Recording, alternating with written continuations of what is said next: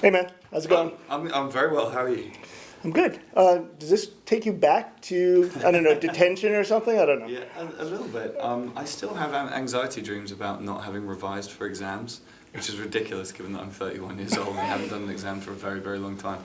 So that's my anxiety dream. So a little bit, yeah, a little bit of fear. Do most of your songs start this way? Like, not in a classroom, but like, you know, acoustic? Like acoustic, yeah.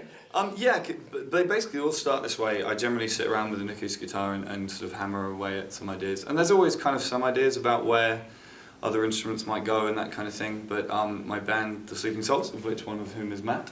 Hello. And there are 3 others as well. You know, we're a touring unit. We've been playing together and recording together for 5 years now.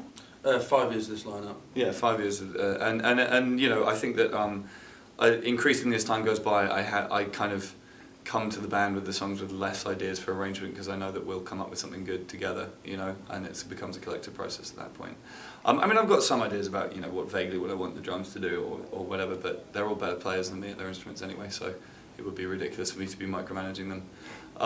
But yeah, and I think we work well together. I think we work very well together. Yeah. Okay, good. It's beautiful. I saw some tension during, no, I'm just Just give each other back rubs and everybody's happy. Yeah. So talk to me about those 2 songs in particular, and then, you know, this is your 5th album already, Yep. which is pretty crazy. Keep them busy. Yeah. Well, I mean, the first thing to say is that I guess people call me a workaholic at times, but I mean, I get bored really easily, and I sort of don't really see the point in sort of like not writing if there's songs coming and not putting songs out if they exist, and might as well just kind of go at the pace that feels right, which to me is pretty hectic. But the new album, Tape Deck Heart, it's kind of a breakup record in a way. It's not the happiest album I've ever written in my life. I'm going to write a happy one next, I've decided. Yeah? Next album's going to be a happy album. This one's a sad album. We're all very sad when we play these. But I think that, you know, there's catharsis and there's empathy in sad music, you know, and a lot of my favourite songs that make me feel good are sad. I was going to say, like, the best songs ever are the saddest songs. Yeah, so. I mean, it's not an enormously fruitful seam of creativity. Everything's great. You know, what do you, Right. what do you say then? Because we're all pessimists and Yeah. who wants to hear happy stuff. Right. Recovery is a song about, well, I always joke and say it's a song about trying to escape from being at a terrible party, which it sort of is in the first verse, but it's about kind of being at the bottom of the barrel and realising the moment when you kind of bottom out and realise you need to do something about it. So I do actually think it's an optimistic song in a way because it's about trying to make sure you keep looking up even if things aren't great. And then Polaroid Picture is a song about lots of different things, but it was inspired by, there was a place in London called the Astoria that was a gig venue that I used to go to endlessly when I was a kid, and they knocked it down to build a commuter railway, which was a bummer, I think is the technical expression. The thing is, I played the last ever gig there, and I did a whole bunch of press, because it was a big thing in the UK, I did a bunch of interviews around it, and at the beginning of the press day, I was really on board with the whole, this is a tragedy and a disaster for rock and roll and the capital and all this sort of thing.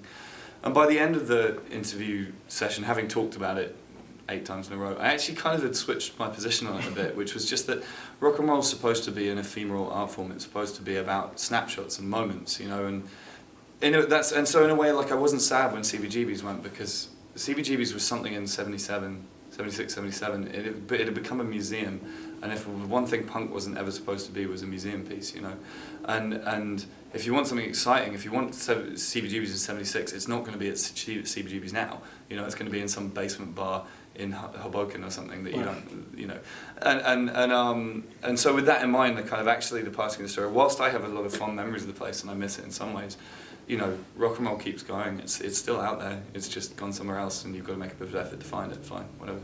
Right. You know, and I guess that's kind of what the song is about. It's about kind of taking a snapshot of a good moment, but not getting overly attached to it. You know, and having the ability to kind of move on and look for new good things. It's a much better use of Polaroid Picture than Hey Ya was. Just want to compliment you on that. I have to admit that when once the song was finished, it kind of occurred to me that there was another song recently about Polaroids. Yeah. Someone will do a mashup, but it'll sound really awkward. But yeah, whatever. Oh, amazing, cool. So talk to me about life on the road. I mean, you're pretty much touring very rigorously. Yeah. but you always have. So Yeah, I mean, I did my first tour in 1998 when I was 16 years old, and it was a disaster, but I really enjoyed it. But yeah, I mean, we've been touring pretty non-stop since, well, I've been touring non-stop since 2005, and I'd say us since at least 5 years, maybe more, pretty much non-stop touring. You know, you get used to it, you live out of a suitcase, and it's, to be honest, it's much easier now than it used to be. We have, we have tour buses, and we have hotel rooms. And you have Wi-Fi? We have Wi-Fi. Who doesn't love Wi-Fi? You know, and we get to kind of, we get looked after by tour managers and crew and stuff like that. And in the early days, it was just us in a van, you know, sleeping on people's floors and stuff. And so it's easier now than it used to be. But it's a great way to be. The thing about it, I always find, is that sometimes you get off tour and I see friends of mine who kind of work normal jobs, and I say, "How have you been? You know, I've been away for 3 months, and I feel like my entire life has happened in the last 3 months." And they go, "You know, same old, same old." And I think to myself, it'd take me about a week to tell you everything that's happened to me in the past 3 months. And that's great because it feels like you're packing it into life. You know what I mean? Yeah. I always think of. I can't remember the guy's name now. One of the characters in Catch-22, which is my favourite book, works really hard to make life boring because he thinks that time passes more slowly when you're bored, and he gets really angry with people who do interesting things around him because his time is slipping away. It's a similar kind of motivation, but with a different take on it, which is just that if you just pack your days full of activity all day, every day, then time passes more slowly and you get more out of life. I'm going to try that. That was inspiring. I'm going to just do something totally different after we leave. Yeah. I don't know what that's going to be. Because there's only a diner next door. There's only so much you can do in Westchester. Let me ask you this before we wrap up. You know, this is your first album with like a, you know, label support. Are you noticing any difference? I mean, obviously, you know, Sirius XM is playing your songs a lot more. I've noticed. I don't know. Yeah. That's one thing. I mean, well, okay. The first thing to say is that, and this is kind of sound like a boring technicality, but it matters to me. I'm still signed to the label I've been signed with since day one, which is an independent label from London called Extra Mile Recordings, and they're basically my family now, those guys. And you know, there's 4 people who work for the label. And when I used to play in punk bands, and when I told everyone I was going to play acoustic guitar, everybody looked at me like I'd gone completely stark, staring mad, and laughed. Apart from them, basically. And so, you know, and we've licensed on from then for this record to Interscope and to Polydor and stuff like that. And you know, and that's cool and that's exciting. And I've definitely noticed the difference there. It's amazing the kind of clout, you know, the weight. And radio, particularly in this country, has been great. I don't know what it means, but we're currently #1 in the AAA thing with the song. Though I don't know what that means, but hooray, #1, throw a party. But you know, it's definitely it's a huge difference. But it's sort of important to me that the kind of core of my business, if you like, remains, but structured around that group of people. How dare you not sell out like everyone else? Oh, come on. I mean, you know, the very first time I ever got called a sellout was when my old band that I used to tour, and we did our first tour in a van that had seats in it rather than just lying on top of the amps in the back. And the guy who ran our rehearsal space called us sellouts. And I said, well, I'm glad we've got that out of the way. Now we can keep going with the rest of our adult lives. So. Well, good luck with the rest of the tour, man. Thank you. Thanks for having us today. Hey, are you happy I didn't ask you a royal baby question? I mean, that's class, right? I've genuinely, I'm not sure if I should tell this story in this context, but I'm going to anyway. I had a friend of mine, a Dutch friend of mine, sent me an email and said, "So, how are you feeling about the new baby?" And I went, "I don't have a new baby. What are you talking about?" And it took me a while to realise what she was talking about.